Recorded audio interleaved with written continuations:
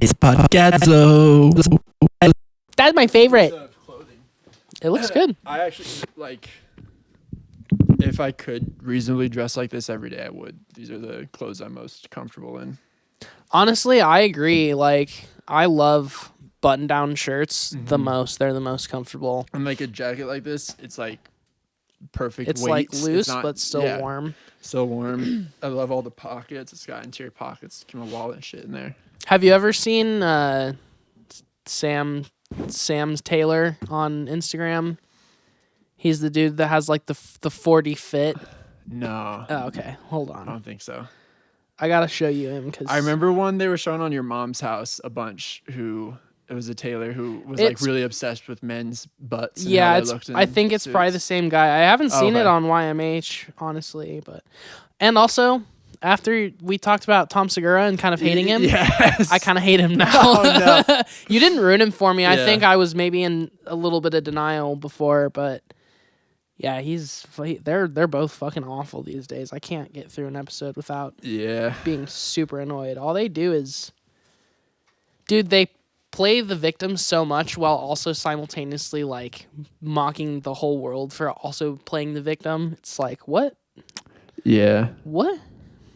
This guy. Dungeon and laboratory punched the living shit. Wait, hold up. I accidentally went to his lives. That's not what we want. This you guys definitely God, they're all lives and they're all like an hour long. fucking steroids. This guy? Yes, this is the guy.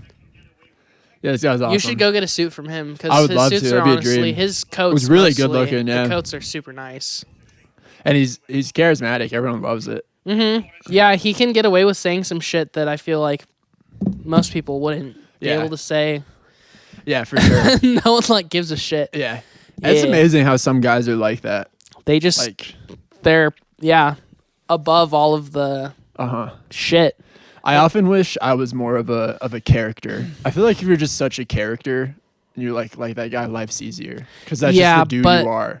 Have you ever met someone that's kind of a character like that? Oh, yeah. Yeah, and you kind of fucking hate them, right? Yeah, I mean, once you get down into like what their life's actually like, they have a lot of problems. But from like a surface level, it's like, Oh, you're because fine. I always see it like I often feel awkward in social interactions, and it was like if I was just some like weirdo. You often with, like, are awkward in social interactions.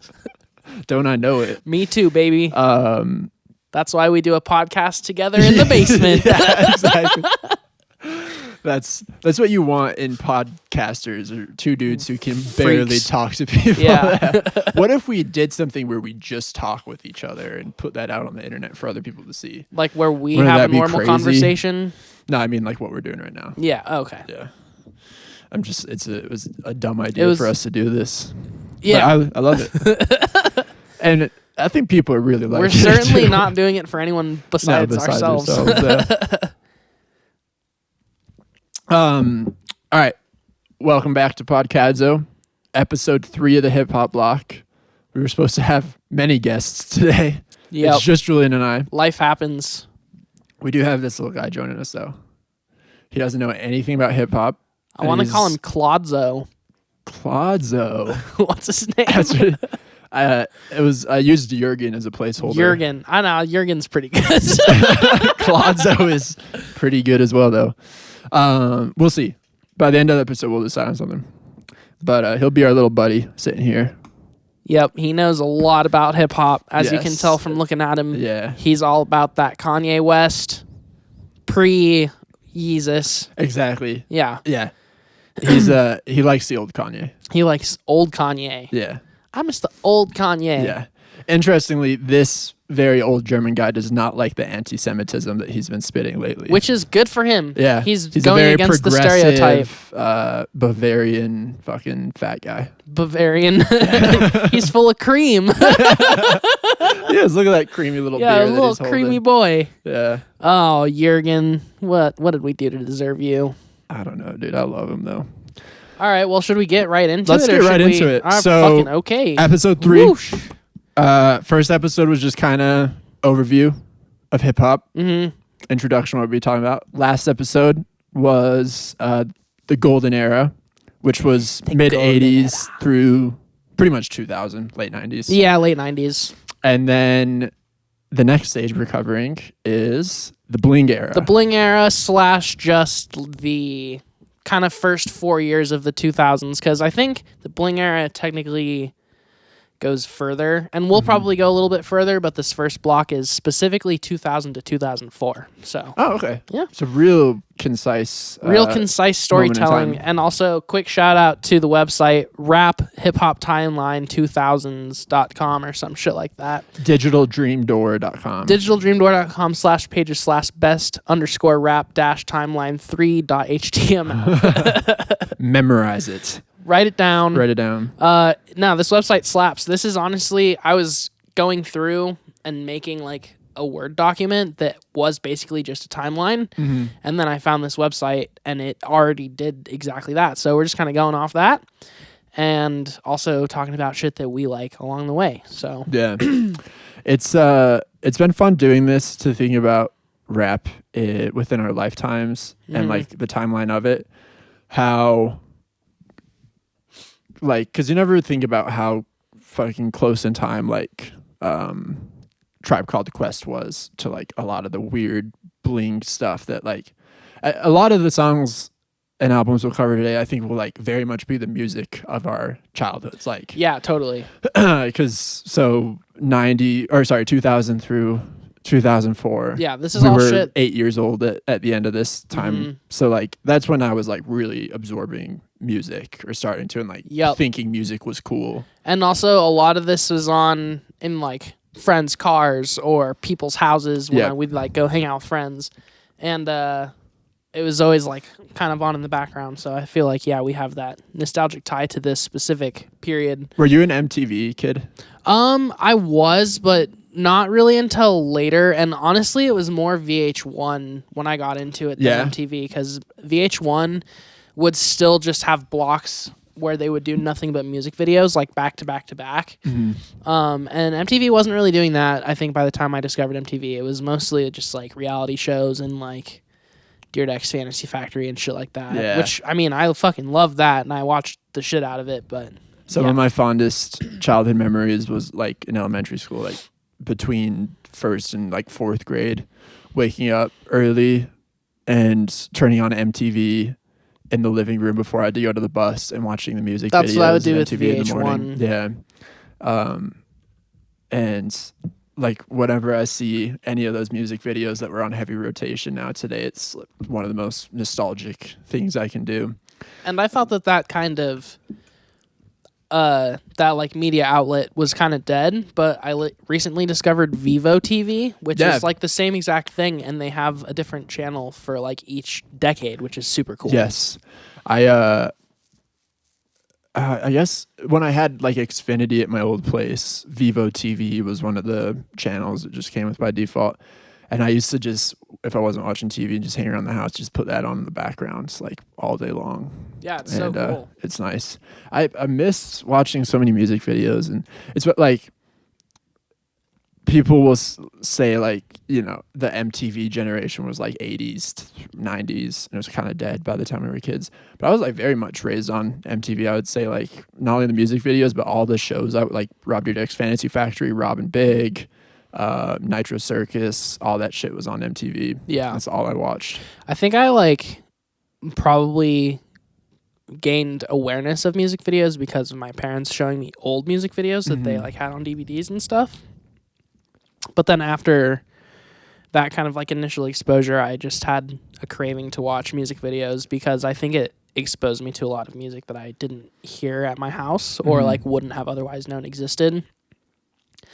And music videos always like stay within their timeline so well. I feel like they're always very good encapsulations of like the time period, both from like a directorial standpoint and like a production and technology standpoint, and also just culture of what they're wearing, like what the video looks like and shit like that, which is super cool. It is cool. Yeah. And it's crazy because that was before YouTube. So if you heard about a music video, which I would from like my friends being like, have you seen the fucking London Bridges Fergie music video? You'd have to like watch MTV all morning until that one came on. That was the only way you could see that music video. Mm-hmm. Especially if your parents had Safe Search on your computer. Yeah, exactly. Fergie would not come up. No. And that's the reason we were watching it, is because horny little kids. But not to get too... What would I do with all the junk inside her trunk? Dude. I'd have a heyday. Heyday. I think she's a nightmare to be around. Oh, yeah. Horrible. Absolutely horrible. But not to get too far outside Bling era, we'll come back to it in 1 second, but just speaking of music videos, and it goes back to the first episode we did. We were talking about the first hip-hop we got into. And I had said Tribe Called Quest, and before then, like, there were, like, you know, disparate songs that my older friends would show me that I would get obsessed with. But thinking about it since then, I think the first, like, hip hop was like exposed to and like loved was Gorillaz. The features on especially Demon Days. Feel Good Inc. Feel Good Inc. was the biggest music video. I was obsessed with that song and the music video. And like for whatever chunk of time that was on MTV, that's like why I would tune in to hoping they'd play Feel Good. It's weird that you say that now, because I think I also had like pretty much the same thought, where after we shot the first one, I was like, oh, we didn't talk about Gorillaz at all. Yeah. And yeah, Demon Days, I mean, I was in second grade, really, the first time I remember hearing Demon Days all the way through, and it like immediately stuck with me as being like fucking awesome. Oh, definitely. That was the second CD I ever got. Nice. I got Backstreet Boys for my first one, and then third. I got Backstreet Boys, Bohemian Rhapsody, and then Demon Days. And I was allowed to listen to Demon Days, but I think I had to skip the song Dirty Harry because it had cuss words in it. Yeah. I didn't have to skip any. But I don't think my parents listened to it. My mom wouldn't let me listen to shit that had profanity in it, which is crazy because she has the mouth of a fucking sailor. Yeah. And like... I would have never, like, knowing you in high school too, I would have thought you had the most lax parents when it came to that shit. By the time I got to high school, I think they pretty much stopped giving a shit. Yeah. But... yeah, Julian's when I was a kid, lost I don't know, cause. there was this song, you know the song Nugget by Cake? Mm-hmm. Yeah. And the chorus is something about the album's called fuck Nugget you. too, right? Fashion Nugget. Fashion Nugget, that's right. Yeah. But yeah, the chorus is basically just him saying like fuck you or something with fuck in it a lot. And my mom heard me listening to that one time and got furious. She was like, interesting. This is dirty. Like, you cannot listen to this. And that was like her biggest problem with rap, was just strictly the profanity that was in it. And so for some reason Demon Days snuck through, because I think it has, I mean, it's not super profane, but it has a little profanity in it. I remember Kids with Guns being kind of controversial. Yeah, pretty morose. Just the message, yeah. Yeah. Back then too, which is crazy. Like, yeah.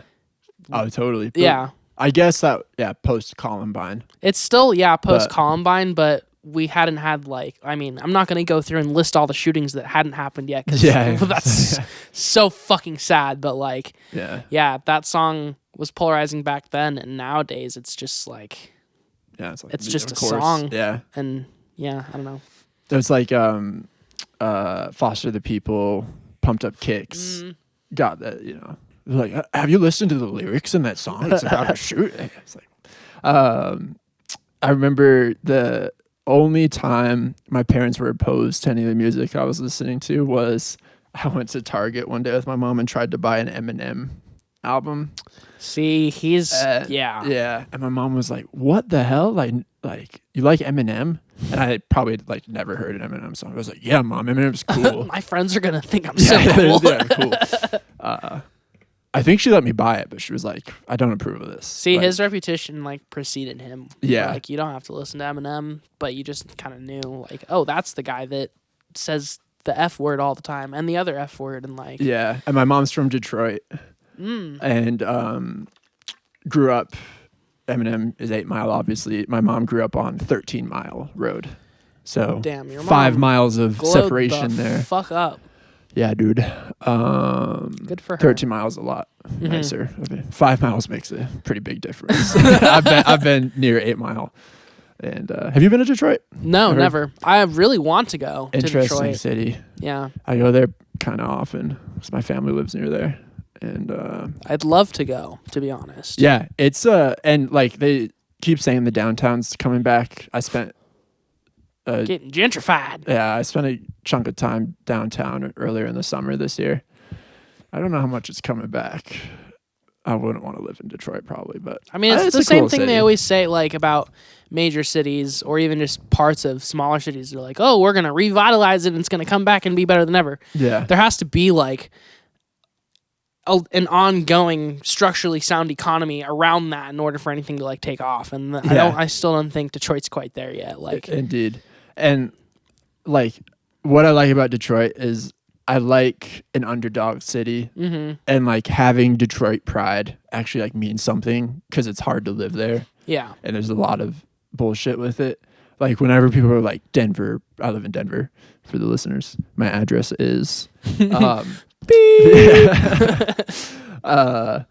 whenever people are like, you know, Denver pride, like, oh, shut up. It's easy to have like it's a good city to live in. Like having Denver pride Denver's doesn't just mean boring. anything. Like there ain't fucking shit. Like no, yeah. What do you have Detroit has pride cultural about? It's- significance. Like Exactly. it, for a long period of time, was like one of, if not like the most important and like industrial city in like the entire fucking country. Oh yeah, totally. And Denver has never been that, and will never be Like that. the Wild West shit was cool. It Yeah, was like an outpost fine. for, but yeah, Denver culture sucks. It's Yeah, the worst people it's ever. horrible. It's like the fucking brewery IPA fucking drinkers of the worlds. The Subaru Crosstrek drivers Yeah, of the super world. cross-track drivers. And I'm very much a Denver guy. And I'm ashamed of it. Yeah, I mean, you fit I in do all the perfectly. Denver- yeah. Yeah.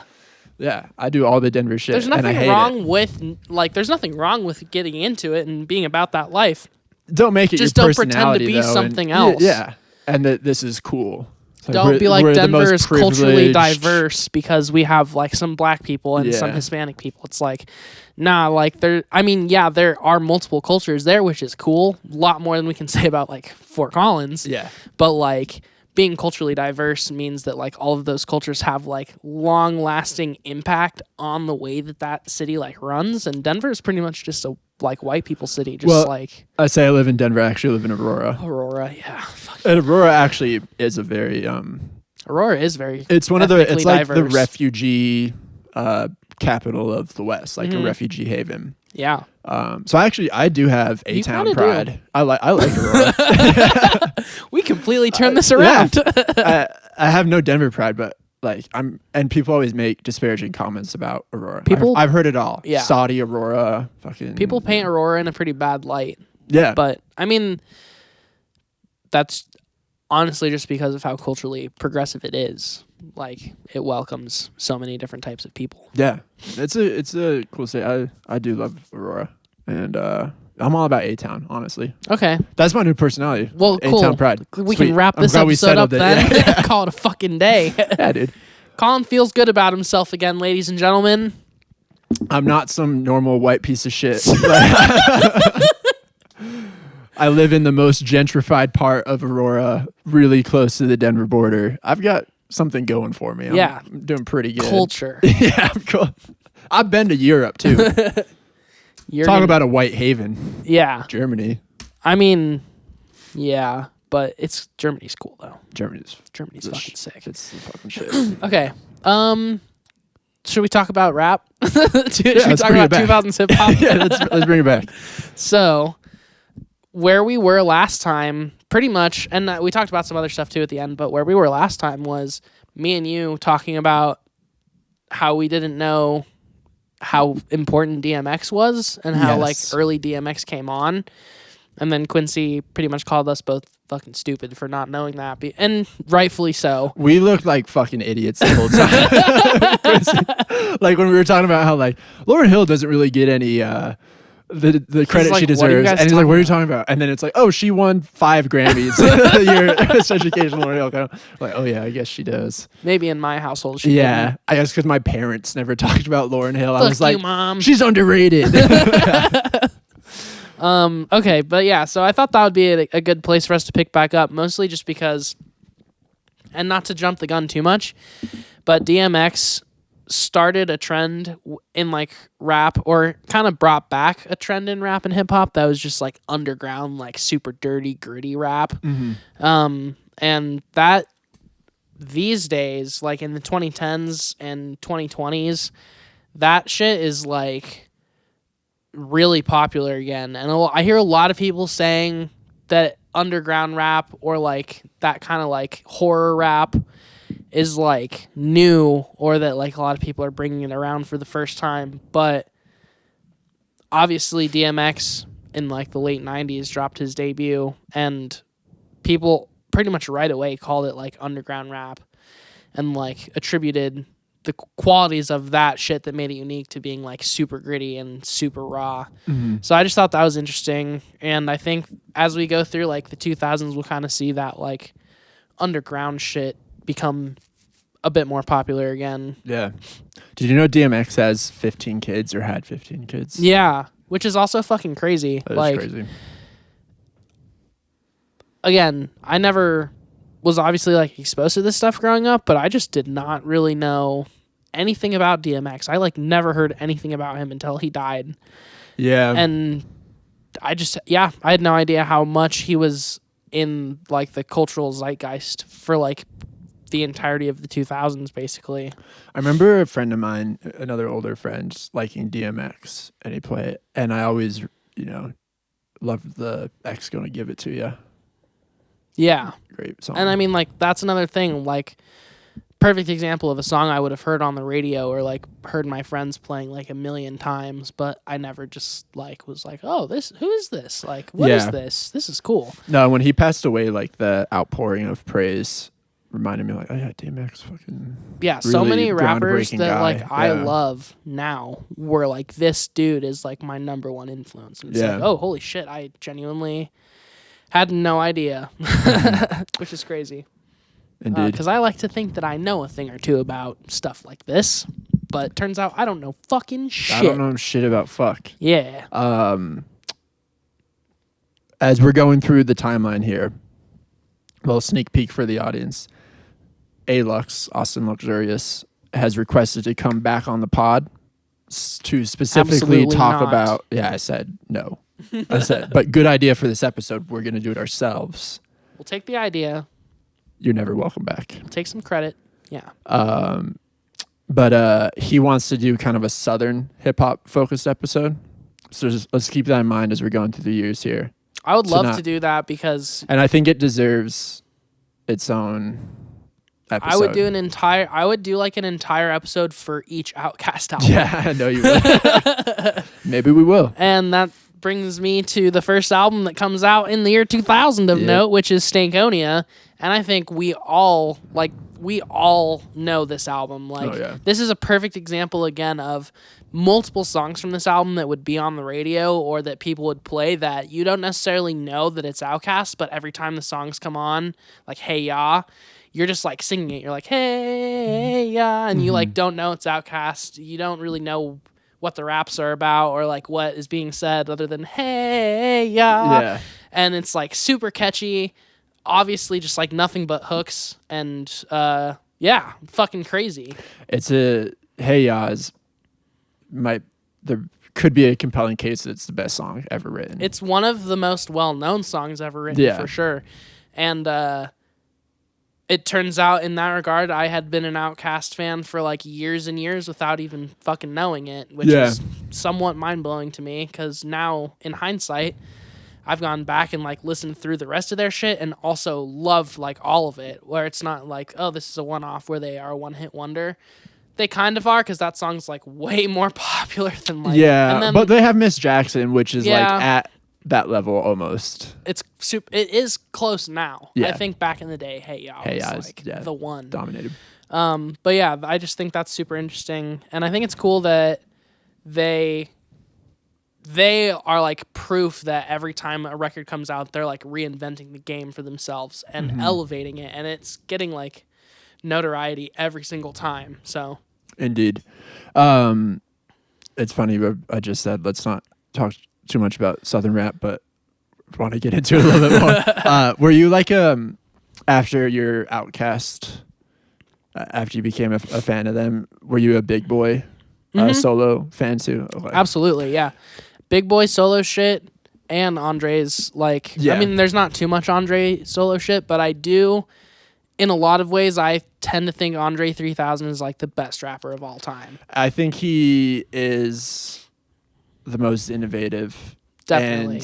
And just as like an artist, like one of the most creative dudes ever. He's 100% fearless when Yeah. it comes to like innovating his craft and like making it unique. Mm-hmm. And like, I don't know, the Killer Mike record that came out this year, my favorite part of the entire Killer Mike record is the Andre 3000 verse on that one song. I can't remember what it's called, but like he just has a way of always being incredibly exciting when he's rapping or even just like somewhat like freestyling or whatever it might be. Yeah. And he also like plays a bunch of world instruments, which is pretty cool. Yeah, he's an awesome guy. I remember he was in Gillette commercials when I was he was in Gillette commercials for a while, but I remember I knew the song Hey Ya, seen the music videos and shit, knew Andre 3000, and then saw him in the commercials. Like, and I can't wanted wait so until I can bad. shave. Yeah, that was it. I was like, I'm gonna have dope facial hair one day.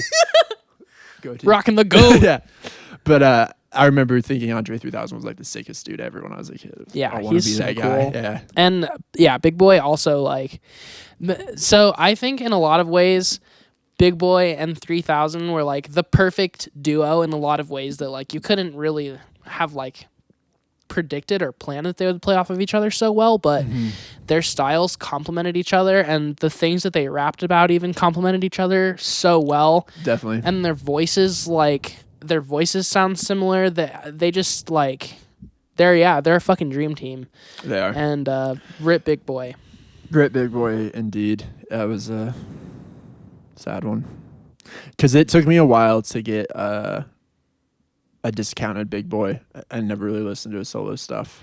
And like a lot of Big Boy's verses on the first two Outkast records are like not to say that like one verse is better than the other or whatever, but I think a lot of his verses push the innovation on like the first two records a lot. Yeah. And Andre steps it up a lot on AT Aliens, but like I feel like Big Boy had a pretty established thing going on from like the very beginning. Yeah. Okay. We're gonna do a whole Southern rap. So there will be more Outkast and Big Boy and Andre talk to come. Thank God. But let's get past it. All right. Marshall Mathers LP. Huge. So, and I mean, you just talked about getting the Eminem CD when you were a kid, but Yeah, it wasn't Marshall Mathers LP. It was what came out after that. It was the real fucked up like revenge rap one. Like I mean, not the See, I Marshall don't Mathers really LP, know, is it? but- Can you look up Eminem discography Yeah. real quick?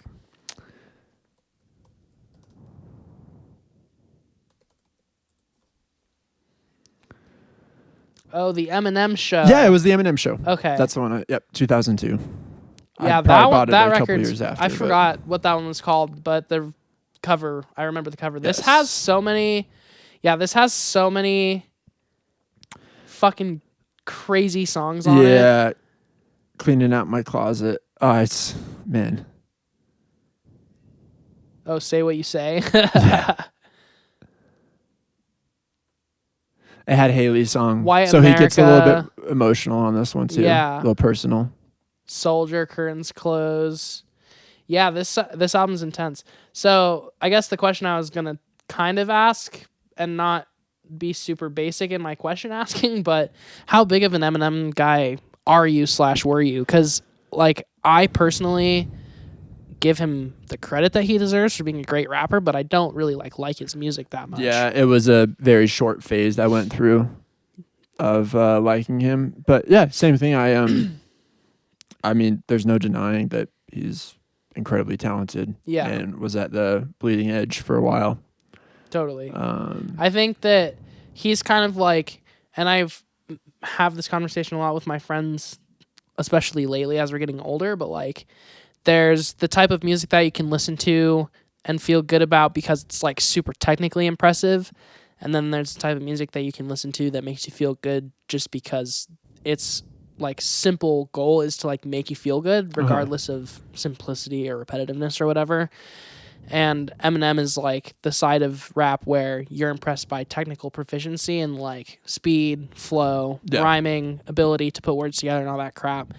And then, I mean, there's a shitload of rap on the other side of the scale that the goal isn't to be like technically impressive. It's just to make you feel like incredibly good or incredibly one way. But Eminem, like, I mean, for a lot of people, the song that is most makes you feel a certain type of way is "Lose Yourself," like, which is one of his simplest songs from like a flow standpoint. So, he's also been garbage for years. Oh like, yeah, he lost the plot severely after like Recovery. Yeah.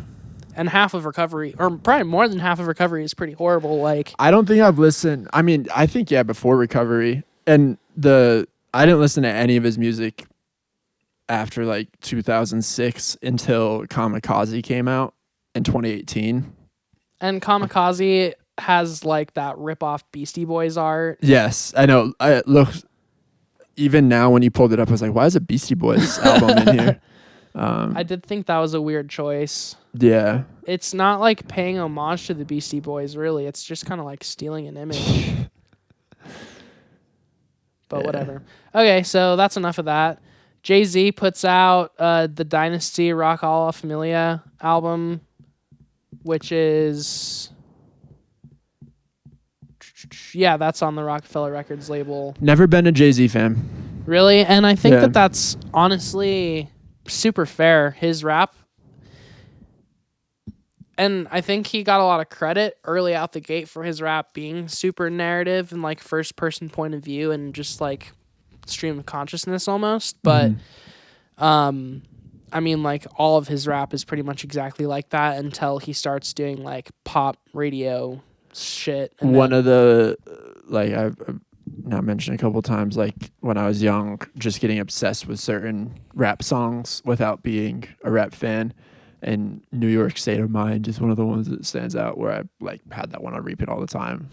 Probably more for Alicia Keys. Yeah. Again, it's super catchy. Like the hook and the like melody and the chorus is the most memorable part of the song. It's not like the raps. Yeah. And his raps in that are pretty basic. Like there's not a whole lot of real work, I feel like, being put into making a picturesque story out of it. It's more just like, yo, let's get the party fucking going. We are in New York, motherfucker. But Make it anywhere. And then Nelly debuts with Country Grammar, and this album is huge. Like, I know that says that here. I'm not just reading off of that. But yeah, no, that album is huge, and immediately Nelly is like pretty much a lady killing fucking sex symbol. Did I have Hot in here? Mm-hmm. That album did. That's crazy that it's 2000. Yeah. It feels more like the 90s in some ways. No, I would have thought like 2006. Really? 2004. Okay. Interesting. Let's see. We're in the year 2001. Wait, it made now. a point of calling out Big Pun there. Oh wait, and here's a Lauryn Hill blurb too. Dies so wait, of a first, heart attack superstar Latino rapper Big Pun dies of a heart attack at only 29. Which is crazy. I used to live next to a guy who had a heart attack when he was like 27. Jesus. He drank like 10 Monster Energies every day. I mean, that'll do it. Yeah. Jesus Christ. He was an interest. He was like one of the first dudes I ever met who like had a video game addiction. This was like really early on. I was young then, young kid. And he just drank Monster and played Call of Duty all day. And he had a heart attack. How did he pay rent? He survived, but How did he pay rent? he lived with his parents. Ah. Yeah. There it is. Yeah. Nice. Okay.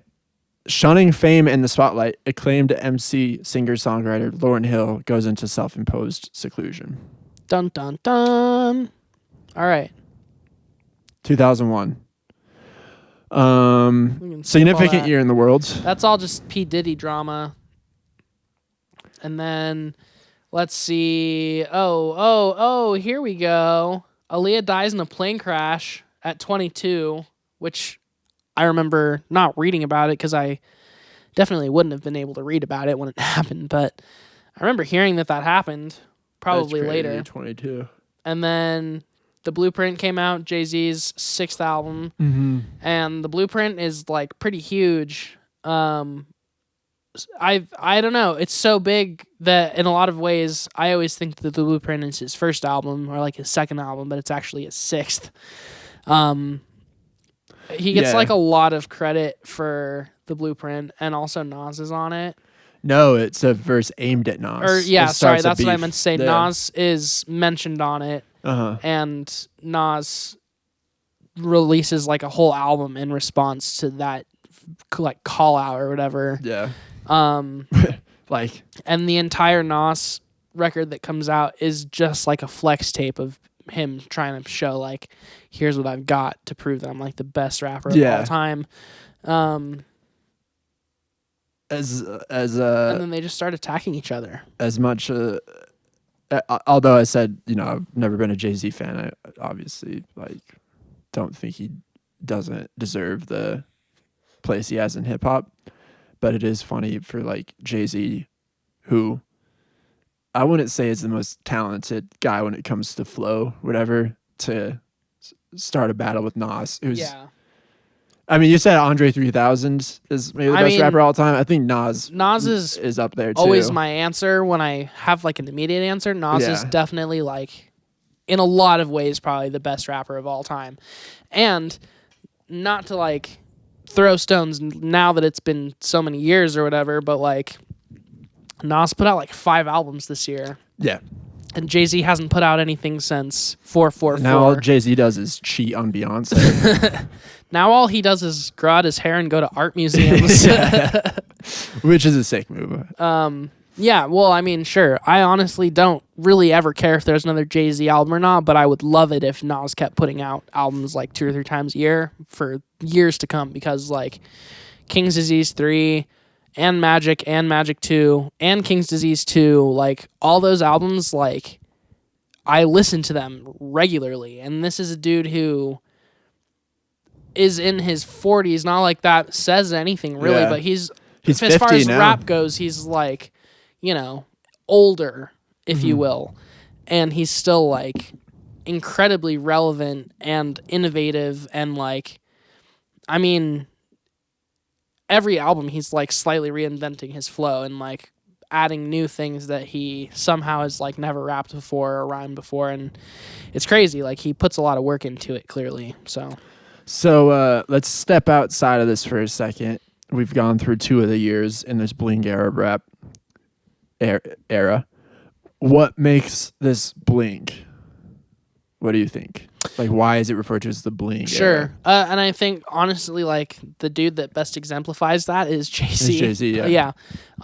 There's a lot of focus shifting from, in, like, the mid-90s, rap is still incredibly, like, socio-political and socioeconomic. Like, it's about the African-American experience a lot, and it's about kind of the division that like people saw in the country, like, based on race or based on economic status.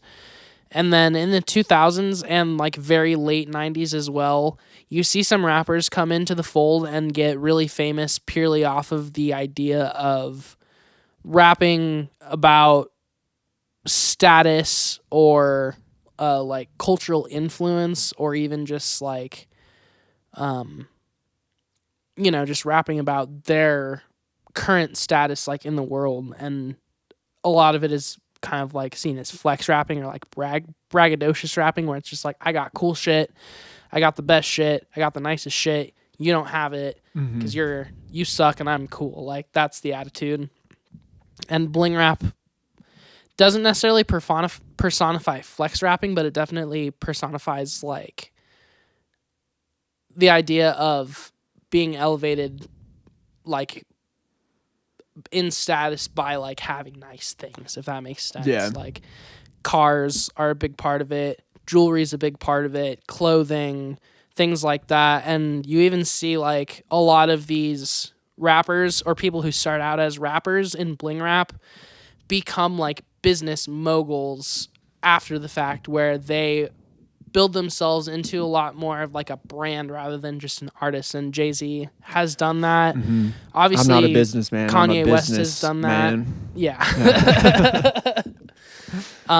Pretty much everyone does that now. Like Tyler, the Creator, has his own clothing company, and like, I mean, there's a lot of rappers that kind of go down Frank that road Ocean's now. a rapper, R&B star, but even Frank Ocean, like a weird, reclusive, esoteric dude, has a jewelry line. I've heard. Right. And like, I mean, he makes like cock rings and shit like that. Yeah. And like, he hasn't put out an album for 8 years, but Because he's pouring all the energy into cock rings. exactly. Really innovative in that space, I've heard. Focus like shifts from being purely about like musical output to more about Persona. presenting yourself as like a brand or a mogul. Yeah. And bling rap doesn't necessarily start out as that. Bling rap really does start out as mostly just flexing on, I've got nicer shit than you, and like I'm more important than you type shit. Yeah. But, and like there were obviously a lot of rappers in the 90s who truly broke through to the mainstream. Tupac and Biggie, like a lot of that was because of their beef and the personas they had. But like in the 2000s, it's fully accepted that if you're a rap star, like you have global fame, like you are the most mainstream artists that there could be outside of like Britney Spears. It's the age of rap stars. Yeah, or the beginning of that. In a lot of ways, you're like the trendsetter at that point in time. Like people want to dress like you and act like you and talk like you, and also like other musical movements around the world are like shifting to fall in line with what's happening in like the rap or the hip hop sphere. Yeah, Damon Albarn caught on to it. Yeah, I mean there was rap in the UK. There was rap in the UK since like the early 90s, Yeah. And punk and rap kind of fused, I feel like, a lot more in Europe, to where even now there's still a lot of like post-punk and post-rap groups that Sleaford Mods is really a rap group. I love Sleaford Mods, and I've been on a huge Sleaford Mods kick lately, and that whole thing is just proof that like punk and rap in a lot of parts of the world where like they couldn't necessarily connect to like the social issues that were being conveyed, or they not that they couldn't connect to it, but it just wasn't the first thing that they cared about in rap. Like they took the like passion of that delivery and just like applied it to some shit about themselves. It's like Sleaford Mods, for example, all he does is talk about how much like living in inner city UK like fucking sucks. Yeah. And how much of an asshole everybody is. Yeah. And that attitude I think equally comes from like the punk in Britain in the 80s and the 70s, and then like the rap from us in like the 80s and the 90s. Were you ever, I think we should do a UK rap episode one of these days. That'd be fun to do. But were you ever into The Streets? The rapper The Streets? Yeah, kinda. Okay. He's come back recently. Released. Oh, really? I don't know if the full album's out now, I think. I'm like a little bit different, but like Art Brut. Do you know Art Brut? Just by name. I don't think I've ever listened to. They're more just like straight up punk or like post punk, but there's definitely, I would say, some sort of influence from rap in just the way that he delivers his vocals throughout. Okay. But yeah, we'll there's do a lot of UK it. rap one. That'd be fun. Get deep into that. Yeah, I dude. Jason Williamson is like, in a lot of ways, he's like my favorite person right now. Like, it's funny that I've been watching so many interviews with him. I've been a deep Sleaford Mod fan since like 2016. Since the beginning. Yeah, like when Eaten Alive came out, or is that the album? Yeah, I think that was Eaten Alive in 2016. And I've tried to show as many people, like whenever I have a friend that's into punk or rap, I'm like, Sleaford Mods, like, it's gonna change your life, man. My dad, credit to my dad, he showed me Sleaford Mods way back. I think like 2012 was when their first record came out, or like 2013. It was around there. Yeah. And he was playing it one day, and same with Art Brut. Like both of those, my dad showed me by accident because he was just playing them in the car when he like picked me up, and I was like, what the fuck is this? So I don't know how you could really listen to especially early Sleaford Mods when it's really post-punk driven Yeah. and not think just like, what the fuck is this? Yeah. It's like the most British thing you could ever imagine. Super British. Yeah. All right. So 2002, Public Enemy comes out with Revolverlution. Did you ever listen to any Public Enemy? Not really, honestly. I was Public always Enemy's aware of really Public cool. Enemy, and I knew like it says here, they're the critics' darlings. They never achieved huge commercial success, but they were also very controversial. They're very much like Black Power, very political rap. Yeah, so I was aware of them as a group, and because of that, but I never got super into Public Enemy's music. Their whole shit was always being very, very politically driven. Yeah. Which is, I think, why I like them. Because they didn't pull any punches. And I just think we should keep the politics out of music myself. You know, come on, guys. That's a joke, obviously. I'm going to go back like a lot here because this is almost like 2 decades ago, but I forgot to mention them before until right now. But Public Enemy, I feel like, was inspired by this group called Freestyle Fellowship. Do you know who they are? No.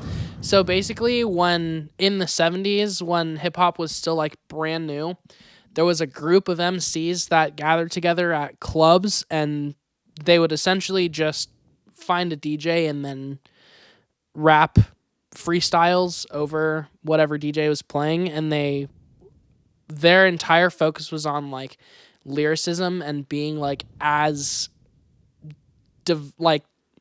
not divisive, but as like prominent and powerful with the lyric and the delivery as possible. Like that was the entire focus, was lyrical delivery and how can you put flow on its head like as many times as possible in a song. And also a shitload of very politically driven songs just about like what life in the inner city streets is like, or growing up in the ghetto or whatever.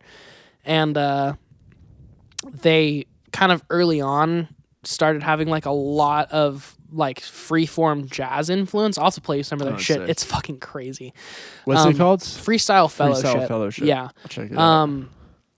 They have an album called Inner City Griots, and it's fucking awesome. And basically they were like a one and done, because the idea wasn't to like start a group and, you know, like form a boy band or anything like that. The idea for them to like form as a group was literally just so that they could bounce from club to club and trade freestyles with each other and know that whoever they were trading that freestyle with, the other person would not just be a fucking clown. The idea was to be as lyrically above everyone else as possible. And I think Public Enemy takes a lot of influence from that in just like the rawness of the delivery and the idea of flipping flow on its head like as many times as possible. And also just being politically focused, like through and through a concept. Speaking of political rap and going back in time as well, after we did the Golden Era episode, we talked about Beastie Boys, obviously, but we didn't bring up Rage Against the Machine, which is the band I wanted to bring up. Not that I, consider them at all on like the bleeding edge of rap. Tom Morello is your favorite guitar player? Yeah, exactly. I love Tom Morello. Have you ever seen the masterclass video of him with the quarter inch? Yeah. The Wawa. I lost all my respect. Yeah, when I saw that one was tough. But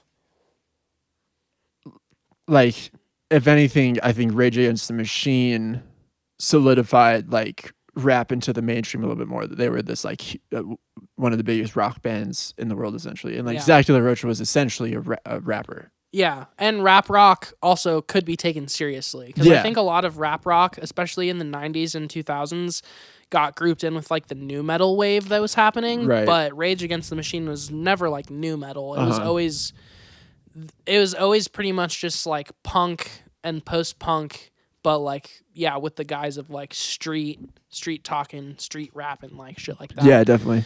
And I remember why they came to mind just now is that might have been the first time I was aware of Public Enemy, because I know that Public Enemy was a big inspiration for Rage.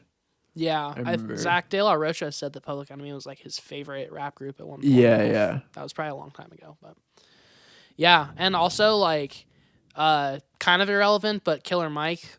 I've been watching like a decent amount of Killer Mike shit lately, and Killer Mike said doing like press for his last album that Public Enemy was like one of his main influences too, and I thought that was super interesting. I could see that. Did you ever watch Killer Mike's Netflix series he did a while ago?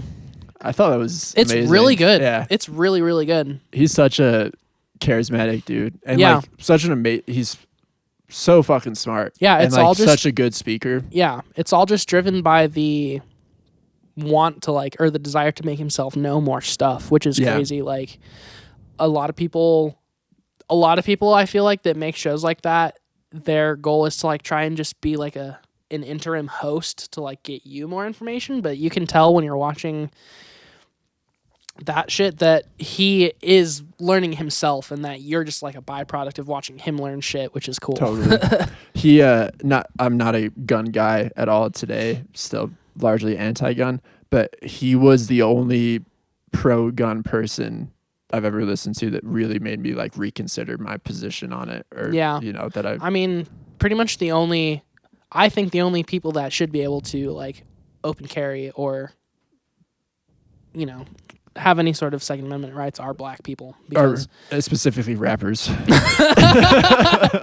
Lil Wayne types. If you have a posse, then you can have guns. Yeah. Although Lil Wayne shot himself in the chest when he was like 13. He also shot someone else on a bus, right? Yeah, he did. It's crazy when mainstream rappers have straight up murdered people. Yeah, like fucking DaBaby killed someone in Walmart. Fucking Freddie Gibbs, he's like one of my favorite rappers, but he's like bragged about killing people like on the Joe Rogan podcast. Yeah, that's fucking wild. Like just while being filmed, just like, I killed this dude. I shot him in the back 12 times. And it's like, damn, brother, dude. Know that people are going to see this, right? Yeah. But I mean, can't prove that he did it. So yeah. Although there have been that was a wave of and like the beginning of the SoundCloud era. I remember hearing all these stories about guys getting arrested because of verses they did in songs, and that was taken as incriminating evidence. Yeah. I think that the law has changed a little bit since then. Yeah. But also, I don't know, like there's a lot of people who like sing songs about really creepy shit and then they turn out to be like fucking creeps. What was the Houston rapper who was literally like a cannibal? You know what I'm talking about? No. Could you Google Houston rapper cannibal real quick? I'll Google it, but if I lose access to shit after this. You've Googled worse shit than this. I think he was Houston. Nothing's coming Cannibal. up. Oh, it's going to make me type the full Yeah, word. well, Google what doesn't want to recommend that. Big Lurch. I was gonna throw out Big Lurch, but I thought that was wrong. Yeah, he was like a serial killer, almost. Oh, come on. He ate his roommate, and he ate a girl that he was dating or something. Wow. The victim was found in her apartment. Her chest had been torn open, and a 3-inch blade was found broken off in her scapula. Teeth marks were found on her face and on her lungs. Ugh, lunged. Naked and covered in blood, standing on the street and staring at the sky after the fact. A podcast that deserves a shout out that has informed a lot of the stuff I've said on this podcast is called Disgraceland. Have you ever heard of that? I have. It's I don't really listen to it anymore, but when it first came out, I was really into it. And the idea is like, is it a Wondery podcast? It maybe is now. Or I think it's just on Amazon now or something. I think it was bought by Amazon. But it's like a true crime music podcast, so all the crazy shit that happens in music. And he did an episode on Big Lurch, and it was terrifying. And like Big Lurch was a huge dude, and I think he just did a lot of fucked up drugs and would like go and do these manic episodes and kill and eat people. It's like imagine like a fucking 6'7", like 350-pound dude like coming at you with a knife trying to eat you. Pretty terrifying. I would probably just let it happen. Yeah. There's no need to fight that. Yeah. You're not gonna do. You're not gonna do anything. Yeah, just lay down. Damn. All right. Well, should we talk about Nas some more? Yeah, let's get back into Nas. So Nas put out 2 more in 2002. Lost Tapes, which was just a collection of B-sides and rarities. Mm-hmm. And then he put out God's Son, which God's Son fucking slaps. I know that I am a Nas fan, so it's probably not like a huge surprise that I'm saying that, but God's Son should get like as much attention as like Illmatic. Yeah. Because it's fucking, it like reinvents autobiographical raps in a lot of ways. And I think it's funny too. Jay-Z, and we talked about their beef a little bit because the beef is still pretty fresh when these 2 records come out. But Jay-Z was given credit for like being the autobiographical rapper a lot, or like being the dude who made it the best. And then obviously like God's Son comes out, I think, as kind of a slight to Jay-Z to be like, look who can really do autobiographical rap. Yeah. But that album does not fuck around. It's incredible, and like there's not a song on it that I skip. Like, it's solid from start to finish. And then Eminem was in 8 Mile. Crazy that I was 2002. Yeah. I thought that 8 Mile came out a little bit later, but well, I think it might have came out in 2003, but he was filming it, or maybe it came out in 2002. I can't remember. But either way, that's what makes Lose Yourself into like such an instant classic. And then this is significant. And he has a restaurant now called Mom's Spaghetti. Yeah. And it's in Detroit. Next time I'm in Detroit, we'll definitely visit it. This is very significant, this next point here. And maybe a guy who most, outside of Jay-Z, exemplifies the bling era, 50 Cent. Totally. And 50 Cent was weirdly someone I got obsessed with early. When I first started getting into rap, I went back to 50 Cent. And I still think 50 Cent's a great rapper. And especially that first album has... Get Rich or Die Trying. Yeah, certified hits and is an impactful album. Yeah. And it's cool that like Dr. Dre to Eminem and then Eminem to 50 Cent, like what Dre was to Eminem. And 50 Cent's like, I think, a perfect culmination of all of those things, because Dre is like very much about atmosphere and cultivating a vibe, and not as much about technical proficiency behind like flow and lyricism. And then Eminem is like the other way, where it's like lyricism is first. And obviously feeling super hard is a big part of it too. But then 50 Cent is like both of those things, where his flow is super impressive. He raps bars. Yeah. But his songs also have like a very party driven atmosphere. And there's a lot of like talk of just like living the high life, being a gangster and shit like that. Yep. Yeah. Yeah. 50 Cent. I remember my dad I would listen to 50 Cent all the time. My dad would be like, what the fuck I feel like that's not something that dads would be into. Nah. But then like Lollipop. But I was like, what the fuck is this? When 50 Cent was at the Super Bowl halftime show a few years ago with Hung like Eminem and Dre and like all those, like in the video, that was like a huge cultural moment. Like bunch of people fucking freaked out that happened. And that was another kind of moment for me where I was like, oh, I did not realize 50 Cent was this important to so many people. But yeah, he's a big fucking deal.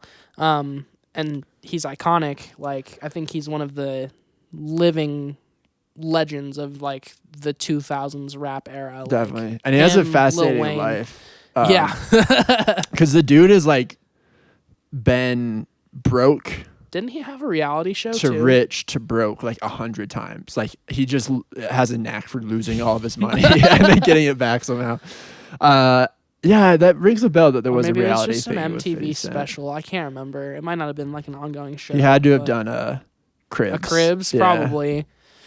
That is a fun YouTube rabbit hole to get into every once in a while, rewatching all the old Cribs.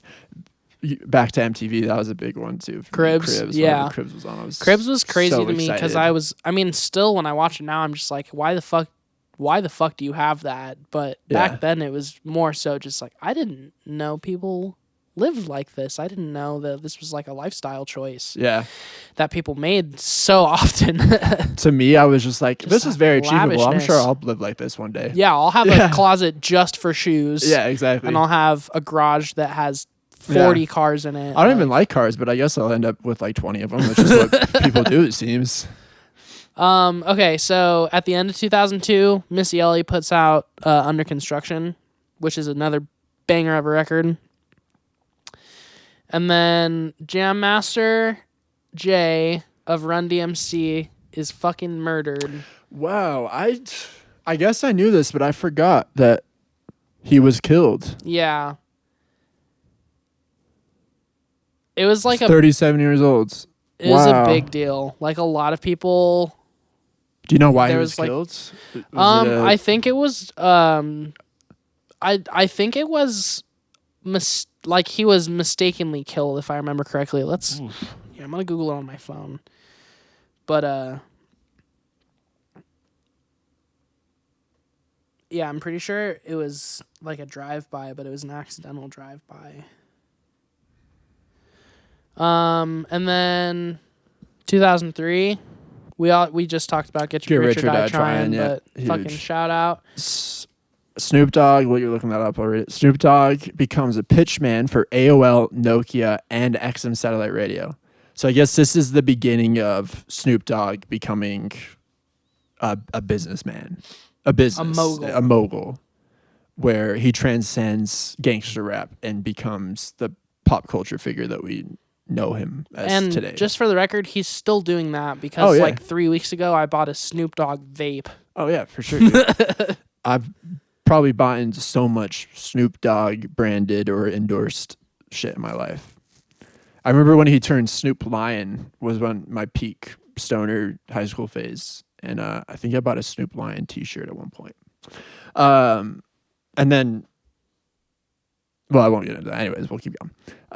So Snoop Dogg does that. So we start to see rappers becoming not only superstars, but like endorsing major businesses, doing advertisements.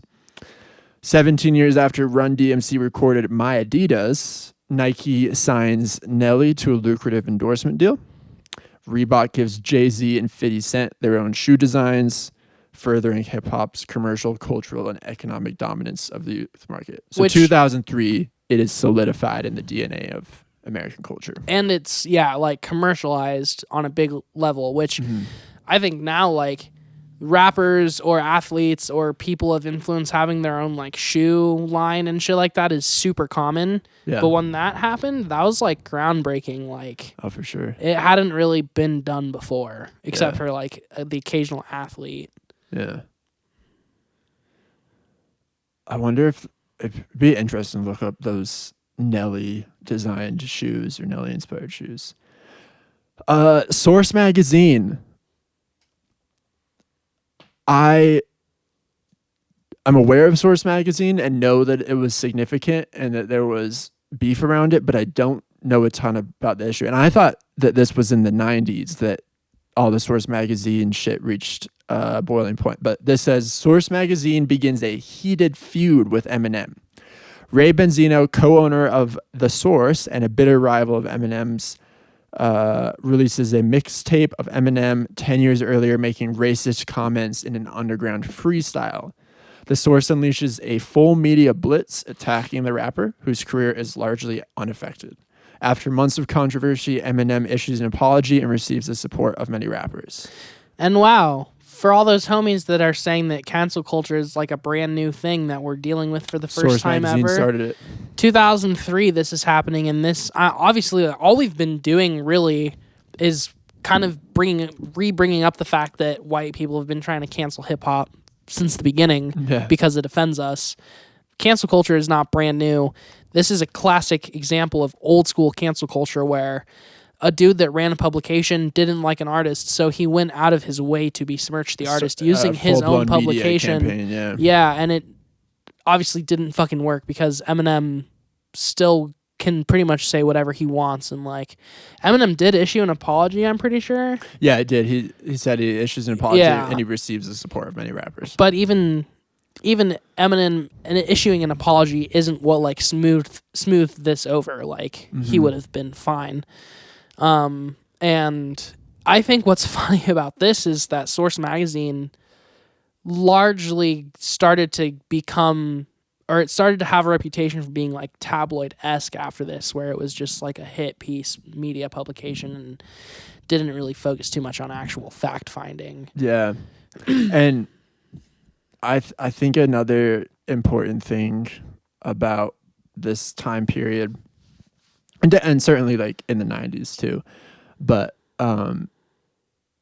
this really solidifies like beef and controversy as a way to make a name for yourself in hip hop, where now like it's a time-honored tradition for rappers to have beefs.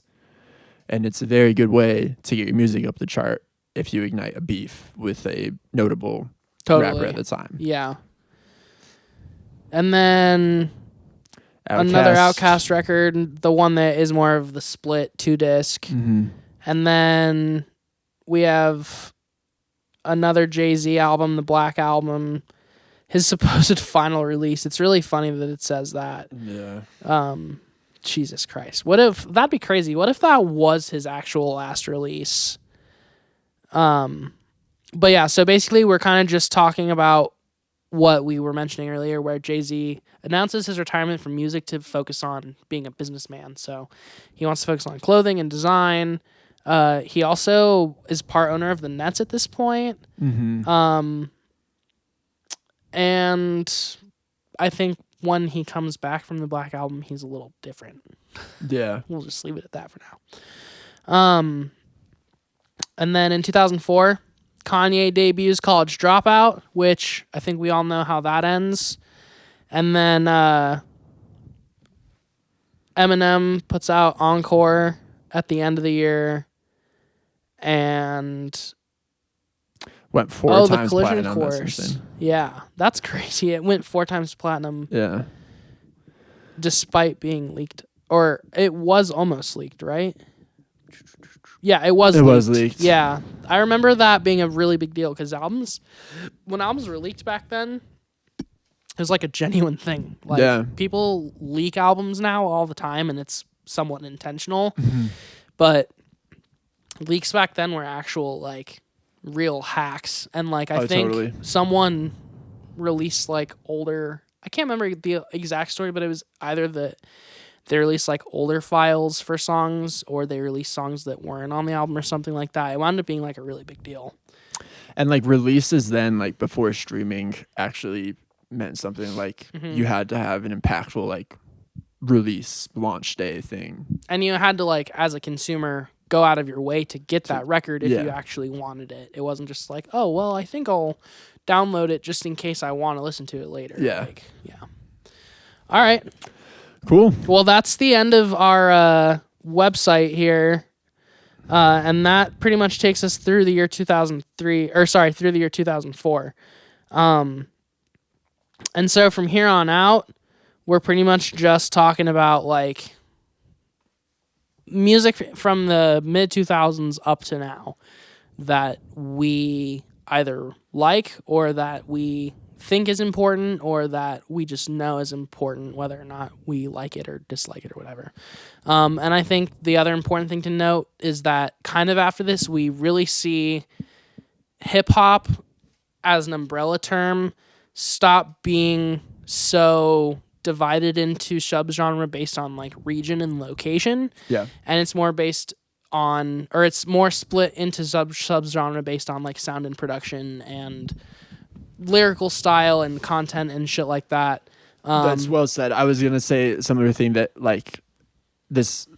I was gonna say hip hop loses the plot after this, which has a negative connotation, but just in the sense that like it fucking explodes everywhere. There's no longer like regional stuff like this. It's so identifiable. It just it's fucking everywhere. It all starts to be incredibly commercialized, which isn't also, that can sound bad, but it's not really a bad thing. It's just that hip hop amalgamates into like one giant sort of term for a sound that artists are trying to achieve rather than like a genre of music that exists like tentatively. This is hip hop. Hip hop now is used to define like a shitload of different things, and there's a fuckload of subgenres within hip hop. But hip hop at large in the mid 2000s, pretty much all the way up to now, is just about being commercial, being shiny, being clean, having some sort of unique production style, and also having some sort of unique lyrical style. And basically, the focus is sell as many records as possible, or nowadays get as many streams as possible. And hip hop is seen and accepted as being like the big dog weapon for how to commercialize yourself and put yourself out there if you want like mass appeal quickly. And so, yeah, I think we kind of see it being saturated now, but we also see some of the like most unique artists and like subgenres of hip hop still coming up even to this day. Like it's constantly being innovated, but people are also constantly manipulating it for like their own benefit. Definitely. Yeah. Well, good sode. Sure. Really good. Yeah. I thought I'm surprised that this timeline only goes through 2004. I would have thought that the bling era maybe would have extended more into like closer to 2010. I think you're right. The bling era still goes on for a bit longer. I think I can't remember the name of the record, but like that Jay-Z record that has the New York Empire State of Mind song on it. I can't remember the name either. But that is kind of like, I think that's weirdly both like the quintessential bling rap album, and it's also like the bookmark for kind of when that ends. Because there's still like anthemic hip hop and anthemic rap after that, obviously, and it is wildly popular still, but the focus of bling rap isn't to be like anthemic and necessarily like huge sounding and polished. The idea of it is really to be like about the lifestyle. And so the blueprint, or not the blueprint, but that Jay-Z record is kind of both of those things, where it's a lot of anthems and it's also a lot of that like autobiographical kind of sort of freestyling, like wandering in and out of verses. And yeah, that idea of I'm flexing, like I'm a big deal, I'm big shit. And then everything after that pretty much is just about being anthemic. How can we be huge and catchy and have like one-liners that are incredibly memorizable and like repeatable and stuff like that. I was gonna make a case for Soulja Boy being the bookends of bling era, which was 2006. The Soulja Boy, I think, might have been like 7? 2007 or 2008. I'm usually way wrong when I guess, so I'll just look it up. Crank that 2007. Yeah. Okay. So yeah. And Soulja Boy was fucking big. Like when it was like Kanye West, Soulja Boy, and then like T-Pain and all those homies. Like T-Pain. Soulja Boy was like the biggest one for my friend group specifically. Like people were always blasting Soulja Boy and singing along to it and not repeating the N-word, but sure. Sure, Julian. Hey, I don't hang out with those people anymore. Anymore. But yeah, so Soulja Boy could arguably also be kind of the bookend. His shit is a lot more hardline stance than some of the bling rap, because some of the bling rap, or the idea of the bling rap, is like the subtle flex, or not the subtle flex, but the big flex of like, I've got nice shit, and the Soulja Boy shit is like, I've got nice shit because I'm fucking awesome and you're trash because you suck. Like It was very inflammatory in some ways. Very, very hard. Like a return to that like gangster attitude from like DMX and shit, which was like exactly 10 years earlier. Yeah. The name Soulja Boy too is amazing. Super gangster. Maybe one of the most innovative stage names for how rappers call themselves nowadays. Like the fact that like you used to be, big something or just go by your name or Jay-Z or something. Now we have, Young Boy Never Broke Again or, Yeah. that those sorts of names is pretty crazy. Mm-hmm. And I know we already kind of talked about him a few times, but Lil Wayne obviously like slips into there as well. And I think he also could fit really well into the Bling era, transitioning into like anthem rap, because he went from like mixtapes and hard bars to like trying to release a lot of anthems at the end of the 2000s. But Lil Wayne also deserves a lot of credit for changing up the style of like how people name themselves and how people made themselves into like an image that went along with their music and a lifestyle that coincided with the music.